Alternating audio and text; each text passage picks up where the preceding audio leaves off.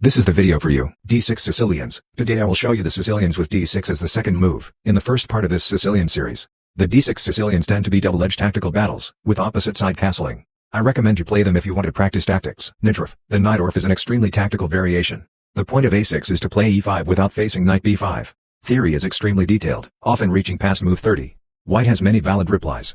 The b8 knight typically goes to d7. Scheveningen. This is a variation which attempts to control the 5th rank squares and retain a solid structure. It is best to reach this via the Najdorf order to avoid the carries attack with g4, h4, and g5, ruining your position. This variation allows you to play for both the d5 and d5 pawn breaks. Classical. This variation is flexible and non-committal. The goal is to achieve classical development with minimal weaknesses. It can transpose to everything except the Najdorf, and isn't very theoretical. Dragon. This is a wild, hyper-theoretical variation. The goal is to play for a minority attack, but what ends up happening is opposite side castling and mating races. This variation is extremely risky to play and almost no grandmasters play it, although it is very popular at the lower level.